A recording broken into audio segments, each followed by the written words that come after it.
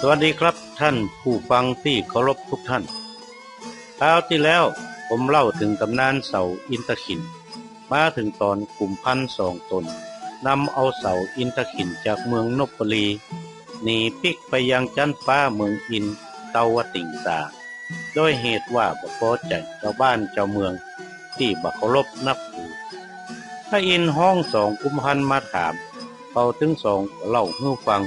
แล้วก็บอกว่าถึงบ่เอาเสาอินทขินลงไปยังเมืองนพบุรีแห่งซ้ำว่าคราวที่แล้วผมเล่ามาถึงตอนนี้วันนี้ก็เป็นโอกาสอันดีที่ผมจะได้เล่าต่อถึงตำนานเสาอินทขินให้ท่านฟังต่อไป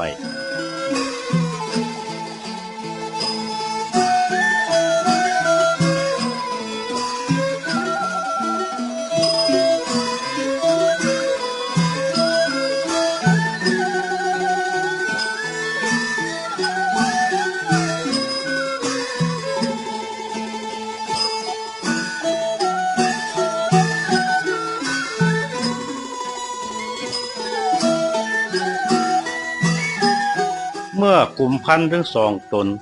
ยอมเอาเสาอินทขินลงไปยังเมืองนพบุรีแล้วพระอินทร์ก็กล่าวกับมหาเถรว่า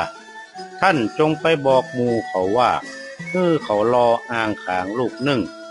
หนา9 นิ้วกว้าง5 ศอกแล้วขุดดินที่หั่นลึก9 ศอก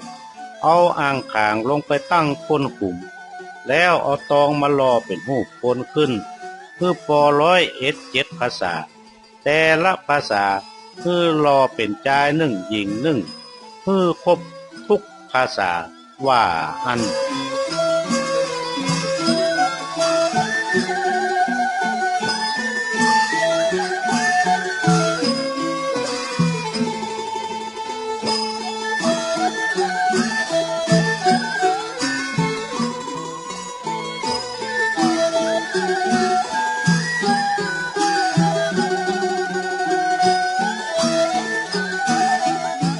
อกจากนั้นแล้วก็รอสัตว์ทั้งหลายคือว่าแหะช้างม้างัวควายเป็ดไก่หมูหมาและราชสีห์แมวมอมกวางฟานละมั่งตำแน่กวางผาแปะแกะลาวอกก้างนางนีเชื้อละผู้1 ตัวแม่1 ตัวแล้วก็รอสัตว์ยังน้ำคือเงือกงาป่าฝ่าจ้างน้ำจักเข้มังกรปูป่าหอยกุ้งอีเหนี่ยวจักเข็บแมงป่องเชื้อละผู้1แม่1ตึงหมด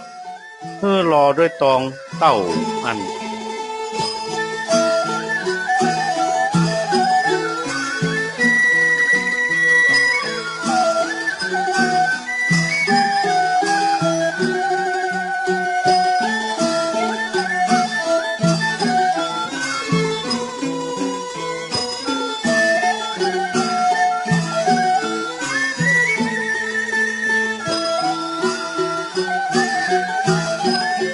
กันถึงมวลพร้อมแล้วเอาใส่ในอ่างขางนั้นนับเสียงแล้วเอาดินกีมาก่อตึดตั้งบนอ่างขางถมด้วยดินกีกับดินเต็มกลุ่มกันว่าเพียงดีแล้วก่อเสาอินทขินด้วยดินกีกับดินเหนียวยองบนที่หั่นแล้วเขาตั้งหลายแต่งยังเครื่องสักการะบูชาที่กำบูชายังเสาอินทขินแล้วแปลงรูปกลุ่มพันธุ์ถึง2 ตนไว้ข้างเสากันถึงครบปีมาตึงแล้วก็เขาตั้งหลายพีกำเลี้ยงดูยังกลุ่มพันธุ์ถึง2 ตนนั้นเหมือนดังเมื่อเอาเสาอินทขินมาวางลงแต่หัวทีเตอะก็จักอยู่ดีมีสุขเหมือนเก่าเหมือนเดิมว่า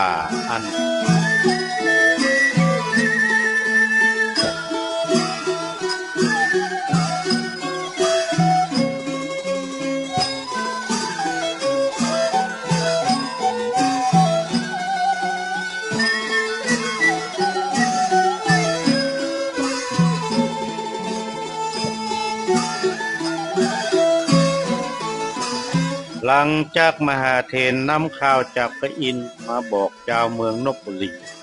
เขาก็กระทำการตามทุกประการถึงครบปีก็เลี้ยงดูขุมพันธุ์ดังพระอินทร์สั่งทุกประการ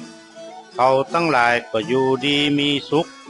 พ้นเสียอุบัติกังวลอันตรายถึงมวลอยู่สวัสดีถึงบ้านถึงเมืองสุขคติขันมคณะสืบต่อกันมาเป็นเมินนานนักบันทึกในตำนานเสาอินทขินกล่าวไว้เพียงเท่าอี้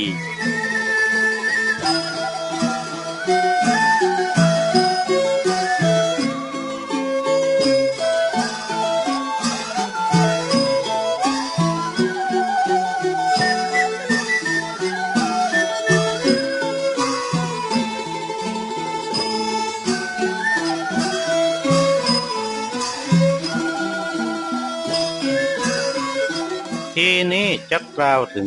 เหตุการณ์ตัวยมาเมื่อคนต่างบ้านต่างเมืองรู้วิธีแปลงเสาอินทขินหลายเวียงก็มาเคลือบกันแปลงเสาอินทขินไว้ในเวียงของตัวเก่าเพื่อให้เกิดบ่อเงินบ่อคำตามเบ้าแบบเมืองนพบุรีที่ปัญญาอินแนะนำวิธีการทำเสาอินทขินการทำเสาอินทขินก็เลยมีกันทั่วบ้านทั่วเมืองในล้านนาของเฮาสืบต่อกันมาจนถึงวันนี้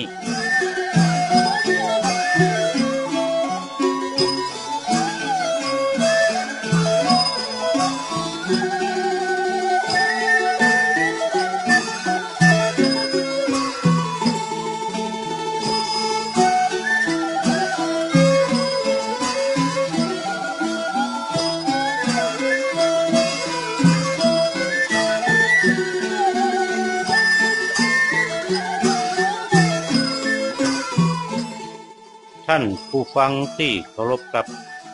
จากคำกล่าวของพญาอินทร์ผ่านมหาเถระทำการที่กำเสาอินทขินกับจองขุมพันธุ์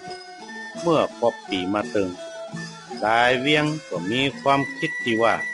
ขุมพันธุ์เป็นยักษ์สาย่อมกินเนื้อสัตว์เป็นอาหารหลายแห่งก็มีการฆ่าสัตว์บูชาขุมพันธุ์บางแห่งก็ให้เฮือศักดิ์สิทธิ์ถึงกับนำคนมาฆ่าบูชาขุมพันธุ์ถึงสองจึงเป็นที่มาของผีบ้าตาวอดซึ่งผมคงจะได้เล่าให้ท่านฟังในคราวต่อไป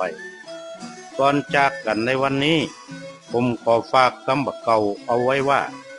ไข้ตายโหงคือมันขึ้นต้นไม้ไข้ตายเมื่อยตายไข้คือมันนอนเมื่อวันนี้ผมนานวาดก็วาดวางลงเก้าอี้เต้านี้แหละสวัสดีครับ